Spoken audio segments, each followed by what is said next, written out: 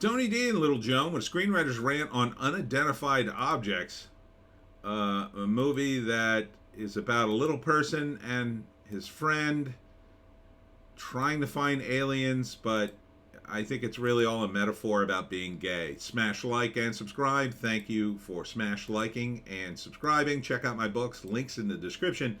Comedy horror in South Jersey. It's the Pineys, books 1 through 11, available at Amazon.com. Don't forget, Kindle Unlimited is free. The little guy is gay and he feels, I don't know, put upon because he's a little guy and gay guys don't like that or something. I'm not sure. And then I think there's like a trans girl in it too. I think Unidentified Object is a ham-fisted metaphor for trans people or gay people or whatever. One of the best road movies ever. Queer 40. So yeah, I think it's a gay movie. It's just full of gay stuff. The plot is something about going to become an indie cult classic. San Francisco Magazine. I don't know about this. They apparently are going to find aliens or visit an abduction site. I don't know. The little guy doesn't seem to want to go, but he agrees to go because of his car or vice versa. And then they meet other crazy characters along the way, and for some reason they dress up as aliens to go see the aliens. That makes zero sense. But they're friends, and I don't know, it's another scene in a field. Unidentified Object is a masterpiece. Afterbuzz. I don't know. What the hell is it about?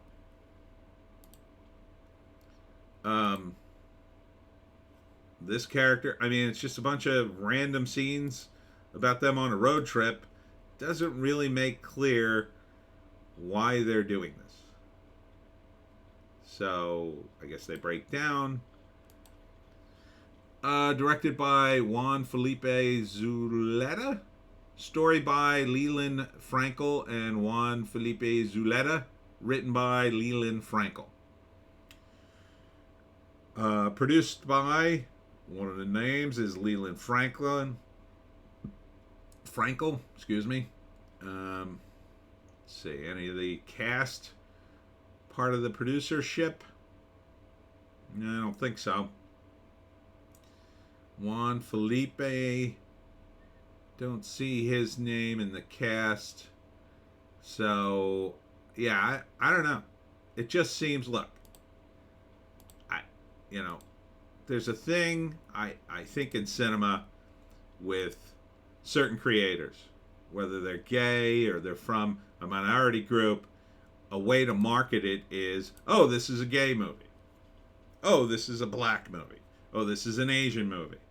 And if you don't see it, well, you're not supporting your own kind of thing. I don't think that's a good way to promote a movie. Just because somebody is similar to you doesn't mean they're good at making a movie. The movie should stand on its own. Even if this movie is about your deal. I mean, if it's about your deal, you'll go see it anyway. If you connect to this because you're gay and a little person, sure. Maybe people could rave about it, and they would. If it's good. But to market it and package it and promote it that way hard, to me, it just alienates the people who might watch it just because it's good.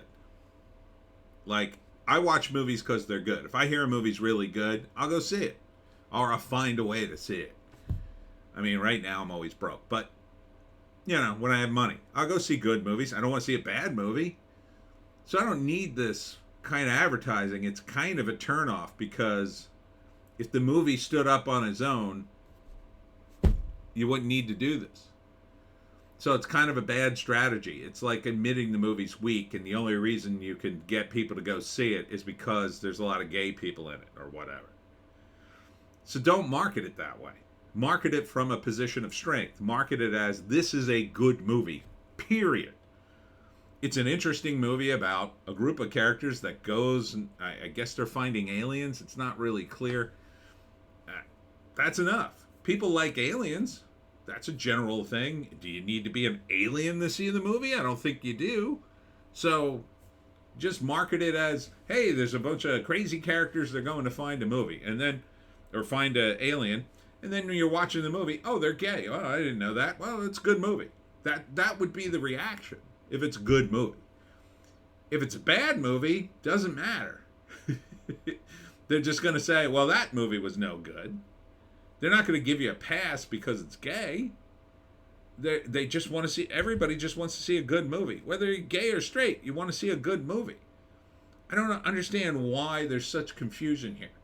Why people in marketing and movies feel they need to do this. How is this going to get you any more buzz? I mean, yeah, the woke idiots in Hollywood. Oh, you got to see this. They're just going to go see it because they want a virtue signal. Is that the audience you want? The virtue signals, I don't go to see movies because people virtue signal about them. That's the opposite of what I do. Oh, you're virtue signaling about this movie? It probably sucks. Because you're giving it too much leeway. If Sean Hannity came out and said, oh, this Unidentified Objects movie is pretty good, I'd be like, wow, this must be a great movie. It's full of gay people and he liked it. That's the way that works.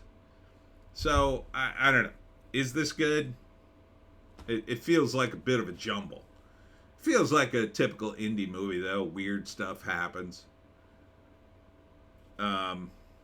Here's the write-up. An uptight dwarf and his free-spirited, alien-obsessed neighbor, okay, she's the alien-obsessed one, hit the road for a border-defying search for their place in the universe. I don't understand what that means. Border-defying. Do they go to Mexico? They go to Canada? Border-defying search. What does that mean? Again, I don't know. I think this is kind of some ham-fisted analogy about being gay or not fitting in with the world. Stunning and brave, but we've seen it before. Again, a road movie with quirky characters is something people enjoy. You don't need to do this. You don't need to hit me over the head with a rainbow hammer and say, watch this movie, you bigot. It's about gay people. I just need to know that it's good. I just need to know what it's about. Now that the description isn't awful, that he's uptight and his dwarf, politically correct now. I don't even know we're supposed to use dwarf. I thought we're supposed to use little person. You know, if it's going to be a comedy, even better. There's not enough comedies. I mean, you could, let's rewrite this. An uptight dwarf and a free-spirited, alien-obsessed neighbor. I would write it something like, I don't know what the character's name is, but let's say it's Max. Max is an uptight dwarf, but his free-spirited neighbor wants to chase aliens. Wacky. They hit the road and crazy things happen. Something like that. You know, border-defying search for their place in the universe.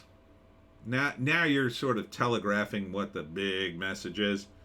I don't know if you need to telegraph that. It's probably too ham-fisted already. I mean, there seems to be some fun stuff going on here, but you know, here's a scene where it's an awkward scene where the guy on the right is trying to say he doesn't know what to call him. He's never seen a little person live, and he's I don't know, he's probably a little drunk or whatever. I don't know. And then they dress up as aliens for some reason.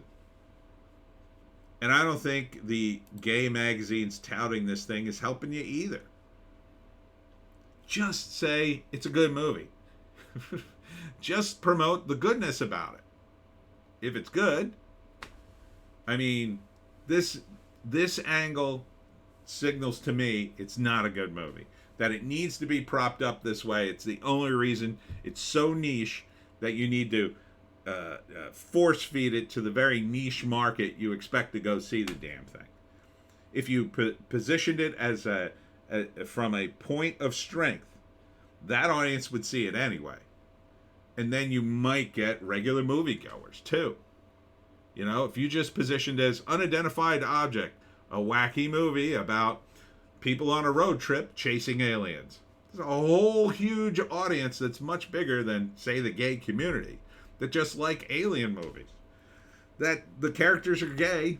Okay, they can be gay. People who like alien movies don't care about that. They just want a good movie. No one cares. Anyhow, that's it for me, Tony D and Little Joan. Check us out on Odysee, Bitchute, and Rumble for our more base takes. If you can find a more base take than that, I say take it. I'll be at the West Windsor Library at 6 p.m. today for my talk on how to hunt the Jersey Devil. It's in Princeton Junction, New Jersey. Hope to see you there, and we'll see you